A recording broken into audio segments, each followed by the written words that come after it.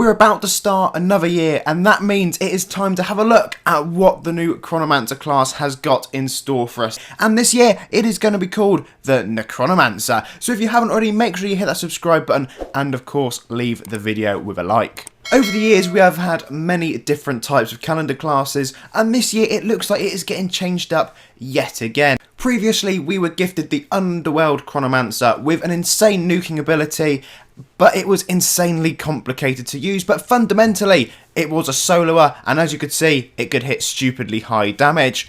Other years, I believe 2013, we were not so much treated to the Time Killer class, probably one of the more useless calendar classes, but this time we really are getting things changed up, and it looks like we are going to be getting a brand new farming class. So I'm going to show you the gameplay preview that the class council dropped the other day, and here it is. Now, as you can see, it is a multi-hitting class. We will go through all the skills and abilities in just a second. I will be getting the class this year yet again, so I will do a full review on it when I eventually manage to get my hands on it. But as you can see, it's not appearing to be the highest hitting class in the world. However, I would say do not read too much into this just yet, because with all of these Chronomancer classes, it involves stacking different abilities, and there is also a nuke with it as well. How powerful that'll be, we'll just have to wait and see, but as you can clearly tell, it is definitely aimed towards farming, and that's okay because that is something different. And it's nice knowing that if you have got the previous calendar classes, not only have you got really high DPS soloers,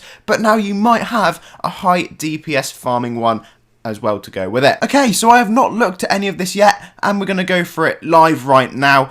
Long story short, they are changing it up a little bit from previous years. You're not going to be applying consumables to change the class to the way you want to use it anymore, mainly because the feedback was that was far too complicated, which, unless you're someone that wants to really learn how to use a particular class all the time, yeah, I guess that could be seen as ever so slightly complex, having to learn a class about 4 or 5 different ways of using it. But you know, you saw me a minute ago, I was absolutely fine with Underworld Chronomancer, and I wasn't using any stacks of anything, so you can see how powerful those classes could get. Anyway, so 2021 calendar from the Hero Mart, the pre-orders have stopped now, so you cannot get the extra little offers that they were given, which was 1,000 Arctic point code, but you will still get all the usual codes to get your Nechronomancer class and armor sets and all the different games that are available. Okay, so let's have a little look down here. Right, so down here, recommended enhancements, Lucky and Fighter. Now, typically with Chronomancers, I've always used Wizard or Lucky. I would probably ignore the fact that Fighter has been put in there, so Lucky's probably going to be the best one to use. Mana regen. Nechronomancers gain mana from all hits landed in combat, especially on crits. The amount depends on relative to their own HP. Okay, so that's pretty standard. Skills breakdown. Mortification. So this is your auto attack. Oh, I love it when auto attacks are actually vaguely decent. Okay, so it will target 3 enemies. So, yep, farming, as we can tell. Conjure a forbidden hex that deals damage to up to 3 targets and infects their cells with necrosis, dealing additional damage to them for over 5 seconds, stacks to 5. Auto attacking targets affected by necrosis heals you for a portion of the damage dealt, increased by each stack. This is your main source of healing. The more you stack necrosis on the target, the more you heal. At first glance, it may seem like a lot of healing, but you're going to need it. Really, and we can presume that necrosis will probably be a theme throughout most of the abilities in here. So, bleeding time. Again, this one is going to target 3 enemies, and it costs no mana, so that's quite interesting. Use your life essences to tap into the power of time. Deals damage to up to 3 targets and applies a stack of Chaos Rift for each target hit. Stacks to 4 and lasts 30 seconds. Also applies Passage of Time for 8 seconds. Both effects are used to empower your other abilities. You also go into an Eternal Frenzy, increasing your outgoing damage by 6% for 4 seconds. Stacks to 9. Costs 10% of your maximum HP per target hit. Okay, so we can see why we're going to start needing HP. This is going to turn into Void Hylod if you are not too careful, so that is going to be something to look out on. It might be farming focused class, but the Temporal Rift aura isn't going anywhere. For those unaware, Temporal Rift is an aura that is found on most, looking at you, Time Killer, oh great, calendar classes, and usually their primary source of damage. When the first stack of Temporal Rift is applied, all damage you deal is stored, and then upon using your Rift Collapse skill, a percentage of damage is done in the last 10 seconds prior to using that skill is dealt to your target. So as you can tell, the Temporal Rift is generally how you go about getting your nuke in these. So having that in there is incredibly important, and it will be about stacking that up. At least that has how it's always been in the past. We've got Temporal Remanation. Mana cost is 13 this time, and again will hit 3 targets. Mastery of Time Magic combining your necromancy arts allow you to raise undead in an instant. Summons undead minions that attack up to 3 targets and applies travelling through time, increasing your haste by 30% for 8 seconds. If Passage of Time is active, applies a foreseeable future, increasing your crit chance by 20% for 8 seconds, and that stacks up to ×3. Your primary buff skill that should max out your haste and crit chance. This allows for more consistent damage output. So when you're in there farming away or even trying to solo things, you want to make sure you're hitting your second ability a fair few times to get these stacks going, even though it only goes to 3, so we'll just have to bear that one in mind. Shadow Scythe's Past. Range is infinite, that's different. And again, 3 targets, mana cost 13. Tear open a portal in time and draw upon your immense power from past battle. Hits up to 3 targets and deals increased damage for each stack of necrosis on them.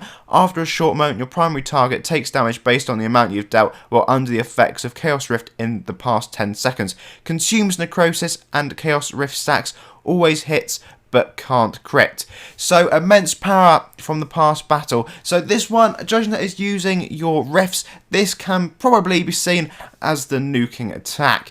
Now it isn't going to be a crit one, so that could be slightly more interesting. Generally the ones that don't crit seem to be more around the 20,000 damage to 50,000 mark, but that's just me going off previous battles, so could be totally wrong, and it could be 100k, but it's not seeming likely, especially as it's hitting 3 of them. But definitely enough, hopefully, to take out your swirly enemies down at Revenant. Although, I can't remember for the life of me what they're called, Wisps or whatever. Shadow Scythe's Future. So, this looks like the last one. Again, hits up to 3 targets and the mana cost is 13. You live the rebirth of your Empress. If you have stacks of Chaos Rift, they are consumed to apply Empress's Awakening, which heals you after 1 second and consumes all stacks of Eternal Frenzy. Also applies debuffs based on your active effects up to 3 additional targets. Travelling through time, minus 20% dodge, foreseeable future, plus 20% damage taken, and Passage of Time, minus 20% hit chance. And these effects last for 10 seconds. So your 5th ability is you get out of jail card if you're about to die, but it will use pretty much everything I believe that we were stacking from your 2nd ability along with your rifts. But that's not the end of the world. So we've got the nuke on number 4 and your insane heal on number 5. It's starting to see that the class is going to be a bit like you're going to use your auto attack a lot, you're going to use your 2nd ability, your 3rd ability, and you're just going to have to keep rotating them until you want to do some big damage or have a heal. Seems pretty straightforward so far, but I'm sure in practice it is not going to be that simple. Now I know some of you want to see your passives, so rank 4, hit chance and dodge increase by 10%. Again, rank 4, your heal over time and damage over time power increases by 10%, and you get this Dracolich armor at rank 10, which reduces damage taken by 35%. So as we can tell, it is a unique farming class that can effectively handle all ranges of mob farming.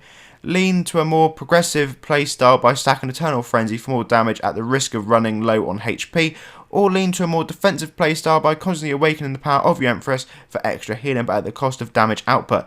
Though regardless of how you decide to use a class, you must always show your foe supreme power of the Shadow Scythe. There we have it then, ladies and gents, the Nechronomancer class.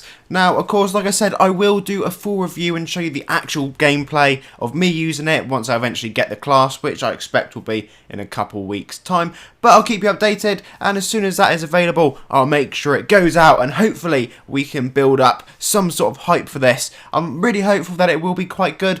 Farming wise, if it's not as good as Blazebinder, I'm going to be extremely disappointed because I use Blazebinder all the time and that's sort of my benchmark. I know Legion Revenant is one of the best ones in the game, if not the best, but the point is that it's got to be better than Blazebinder. That's it. And I'm sure it will be. I'm sure we'll get the damage high and the stacks right. And I'm really excited to see what we can do with this class and indeed how it handles in PvP as well and against bosses. I think we all just have to consider that it cannot be any worse than Time Killer class. Although, sometimes I do just think that maybe I should just go along and give that another go and see if there's any way it has improved or could be seen as actually vaguely decent. But you never know. If you have any questions at all on the class or any extra information you'd like to hear, just leave a comment down below and I will try my best to get back to you. Or of course, if it is like an amazingly super question, I will make a new video on it. So I'll of course cover the event this week and I will try my best to get these char pages out over the weekend. I'm quite hopeful that I'll be able to get that done.